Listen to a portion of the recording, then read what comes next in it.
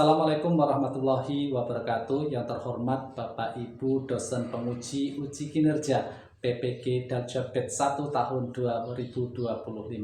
Perkenalkan, nama saya Ahmad Wahyudi, guru mata pelajaran Sejarah Kebudayaan Islamis Darul Ulum 1 Karangsari, Kecamatan Blitar 3, Kabupaten Ogan Komering Ulu Timur, Sumatera Selatan. Sekaligus mahasiswa PPG Daljabet 1 tahun 2025 LPTK IAIN Curug.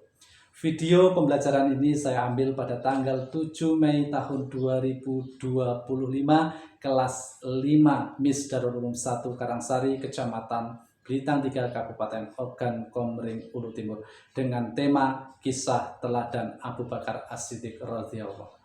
Demikian perkenalan saya akhiri. Billahi taufiq wal hidayah. Wassalamualaikum warahmatullahi wabarakatuh. Selamat.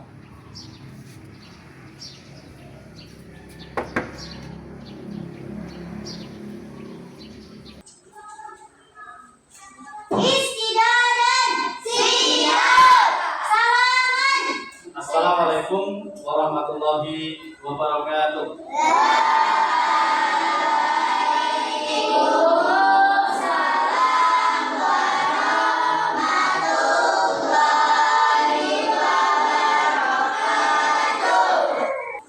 Sebelum pelajaran kita mulai, kita berdoa terlebih dahulu. Berdoa mulai.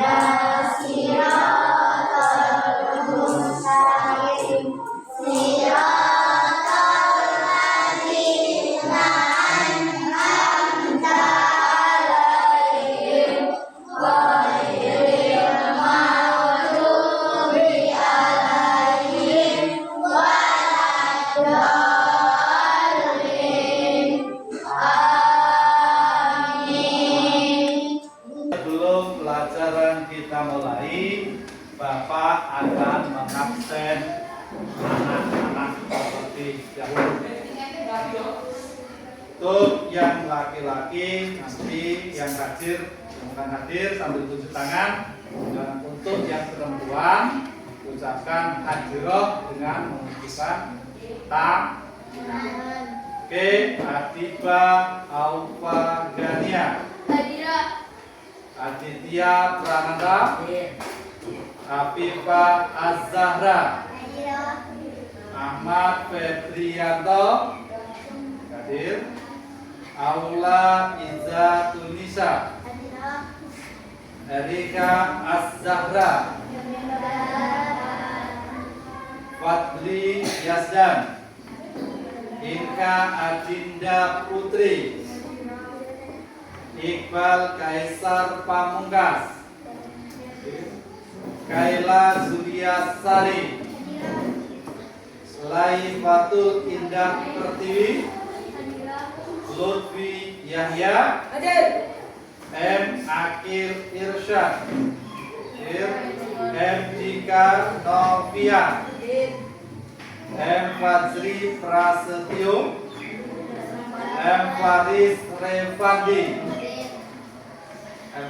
Muhammad Ridho Setiawan, Nadib, Naila. Oke, itu adalah yang nggak hadir, yang sakit, kita doakan supaya cepat sembuh. Sebelum materi Bapak mulai, di sini Bapak akan bertanya kepada anak-anak, yaitu siapa sahabat Nabi yang pertama menjadi khalifah setelah wafatnya Rasulullah Shallallahu Alaihi Wasallam. Ada yang tahu? Oke, silakan. Siapa namanya? Sebutkan. Silakan berdiri. Nama kamu siapa? Nama saya Naomi Azahra. Saya akan menjawab pertanyaan Bapak tadi. Ya. Jawabannya adalah Abu Bakar As-Siddiq. Abu Bakar As-Siddiq. Betul? Salah? Betul. Oke, kita beri aplaus. Nah, pada hari ini tujuan pembelajaran kita adalah yang pertama menyebutkan sifat-sifat teladan Abu Bakar As-Siddiq. Yang kedua yaitu menjelaskan peran ya, Abu Bakar As-Siddiq. Jadi tadi sudah dibahas oleh teman-teman kita, yaitu yang menjadi khalifah pertama setelah wafatnya Nabi, yaitu Abu Bakar As-Siddiq. Sebelum kita memulai materi kita lebih mendalam, Bapak akan berikan garis-garis besar terkait dengan kisah teladan Abu Bakar As-Siddiq. Yang pertama yaitu meneladani sahabat Abu Bakar As-Siddiq. Abu Bakar As-Siddiq ini sendiri adalah salah satu sahabat Nabi Muhammad Sallallahu Alaihi Wasallam. Ya, dan beliau adalah khalifah pertama ya setelah wafatnya Rasulullah Sallallahu Alaihi Wasallam. Nah, latar belakang dari Abu Bakar As-Siddiq adalah beliau adalah saudagar kaya raya yang jujur, apalagi terkenal, disegani, dan rela menginfakkan hartanya, seluruh hartanya untuk kepentingan umat. Yang selanjutnya sifat-sifat teladan. Ini sifat-sifat teladan Abu Bakar As-Siddiq. Di antaranya yang pertama yang Bapak sebutkan tadi yaitu jujur. Nah, yang kedua amanah, bertanggung jawab. Yang ketiga rendah hati. Yang keempat dermawan. Yang kelima adalah setia. Setia kepada siapa? Nabi Muhammad Sallallahu Alaihi Wasallam. Di dalam perjalanannya kemanapun Rasulullah Sallallahu Alaihi Wasallam berjalan, hijrah selalu didampingi oleh Abu Bakar As-Siddiq. Nah, selanjutnya yaitu Abu Bakar As-Siddiq sebagai khalifah pertama. Ada beberapa tindakan penting yang dilakukan oleh Abu Bakar selama kepemimpinannya, diantaranya memerangi kaum murtad dan nabi palsu setelah wafatnya Rasulullah. Yang kedua yaitu menyatukan umat Islam dalam memperkuat kembali kekuasaan Islam di Jazirah Arab. Yang ketiga yaitu mengirim pasukan ke wilayah luar Arab dan menyebarkan dakwah Islam. Yang keempat, mengumpulkan Al-Quran dalam satu masyhad yang banyak penghafal Al-Quran dalam sekumpulan. Itu adalah apa? Yang disusun oleh Abu Bakar. Teladanan, ya. Siswa Muslim dapat meneladani. Apa yang dapat kita teladani dalam kisah-kisah yang Bapak sampaikan tadi? Yang pertama berkaitan dengan kejujuran. Kita, ya, harus menerapkan kejujuran dimanapun kita berada, baik di rumah dengan orang tua, ya, jujur ya, sama orang tua, jujur ya, jujur harus ini kita terapkan di dalam kehidupan sehari-hari. Dengan teman, ya, kita terapkan kejujuran. Beli apa? Bakwan kalau belinya 2 ya dibayar 2. Jangan belinya 2 ngakunya hanya 1. Kalau seperti itu jujur gak? Jujur harusan. Kalau jujur beli 2 harus dibayar 2. Terus menjadi anak yang bertanggung jawab terhadap tugas sekolah. Nih, anak-anak harus belajar bertanggung jawab. Ada PR dikerjakan, ada tugas dikerjakan. Jangan tidak mengerjakan, ujung-ujungnya nyontek dengan teman yang lainnya pada waktu di sekolah. Ya, ada nggak yang seperti itu? Ada nggak yang melakukan kayak gitu? Nggak ada. Alhamdulillah kalau nggak ada. Ya. Yang keempat yaitu suka menolong. Ini ketika kita, Bapak berikan contoh nih, ketika kita mendapati teman kita yang dalam kesusahan, wajib hukumnya kita untuk menolong. Ada yang bisa nggak memberikan contoh? Coba. Menolong sesama teman, boleh. Boleh kan berdiri, berikan contoh.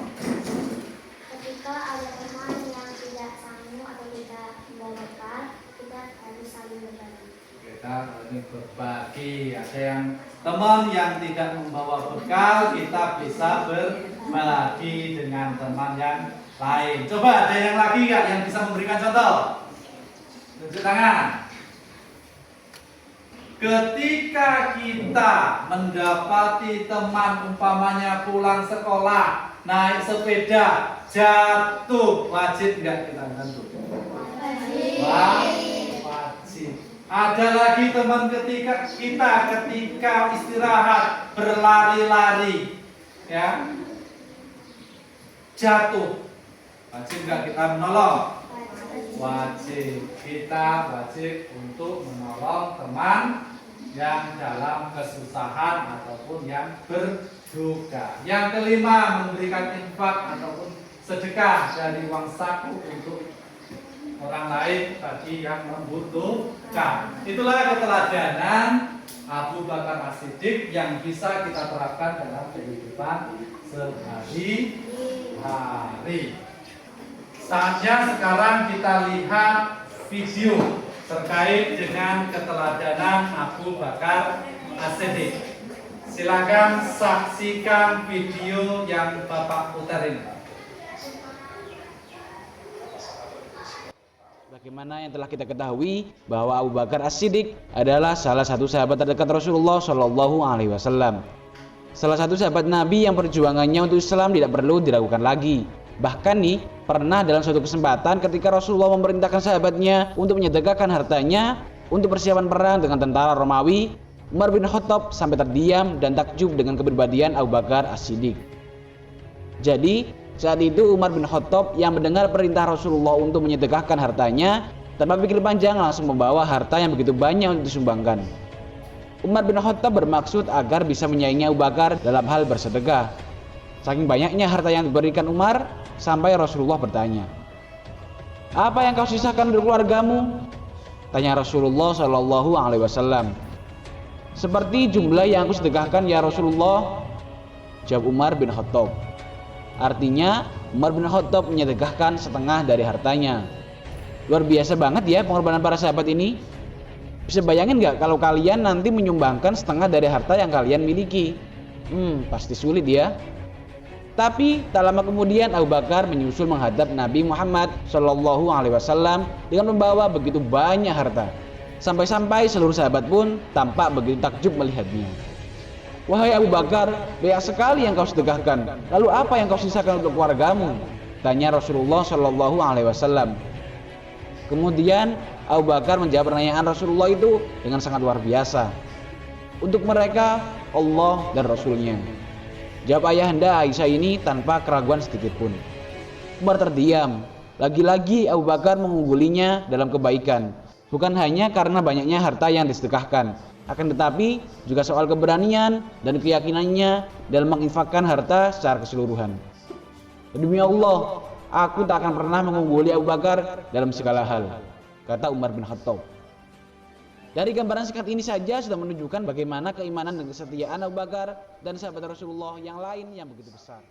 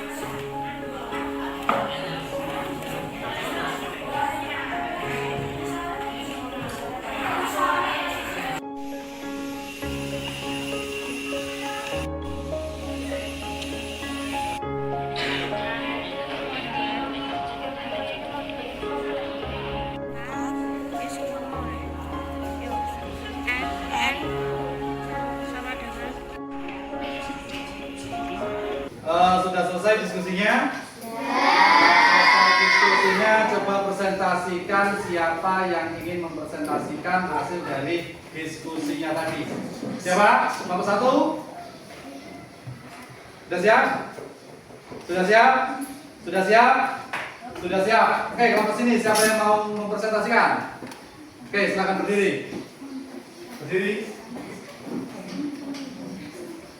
Alasan Abu Bakar mendapat gelar Asy-Siddiq adalah sepanjang hidupnya Abu Bakar selalu menunjukkan kejujuran dalam perkataan dan perbuatan serta kesetiaan yang luar biasa terhadap Rasulullah.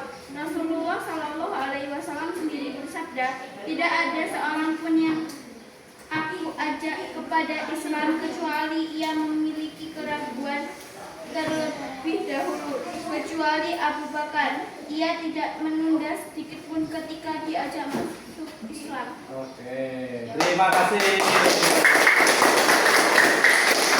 Oke, yang kedua di sini. Siap? Oke, siapa yang mau menyampaikan? Oke, silakan berdiri. Silakan berdiri. Ya. Alasan Abu Bakar mendapat gelar Asy-Siddiq yaitu Abu Bakar membenarkan Isra Mi'raj. Ketika Nabi Muhammad menceritakan peristiwa Isra Mi'raj,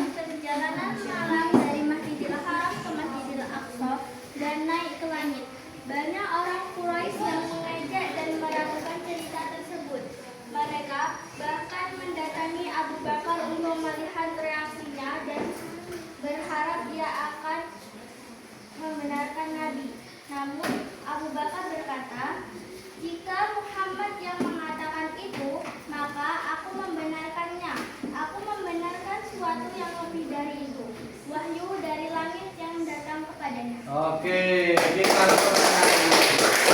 Oke, sampai situ. Sudah siap? Belum? Kelompok? Sudah siap? Oke, silakan berdiri. Untuk menjawab. Alasan Abu Bakar mendapat gelar As-Siddiq adalah karena selalu membenarkan peristiwa luar biasa seperti Isra Mi'raj, memiliki keimanan yang tulus dan kuat tanpa keraguan, mendukung penuh dakwah Rasulullah sejak awal, menjadi teladan dalam kejujuran dan loyalitas terhadap kebenaran. Oke. Sini? Sudah? Siap? Oke, silakan sampai mau jawab. Silakan berdiri. Alasan kenapa Abu Bakar As-Siddiq mendapat gelar As-Siddiq adalah ia mendukung dakwah Nabi secara terbuka, membantu menyebarkan Islam, membebaskan budak muslim yang tertindas seperti Bilal bin Rabah, dan menyumbangkan hartanya untuk perjuangan Islam. Ya, cukup? Oke, tepuk tangan. Oke, kita lagi hasil dari diskusi kita bahwa teladan Abu Bakar As-Siddiq tentu harus kita teladani di dalam kehidupan sehari-hari, di antaranya jujur, amanah, terus apa lagi?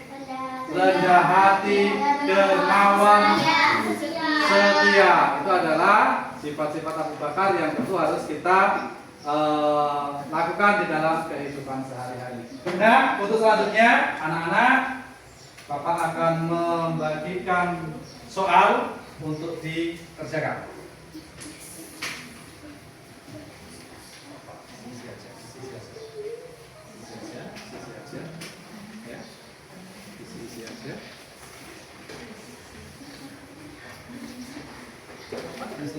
Coret-coret lain. Sama-sama. Oke, ada yang belum dapat? Oke, Bapak kasih waktu 5 menit untuk mengisi. Mulai dari sekarang. Kamu belum dapat? Isi aja.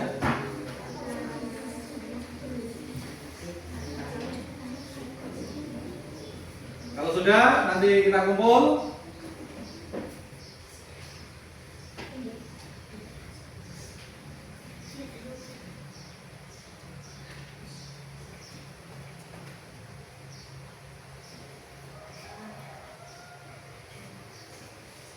Oke, sudah cukup. Oke, kita kumpul. Dah, cukup.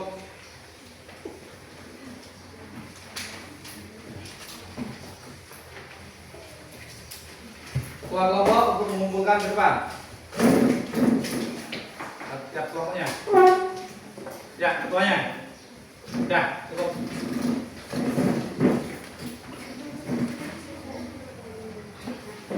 Oke.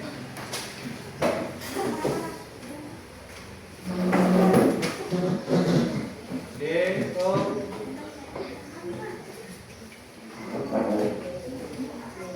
Alhamdulillah materi hari ini telah selesai. Ya, sudah selesai semua. Silakan kita berkemas-kemas semuanya.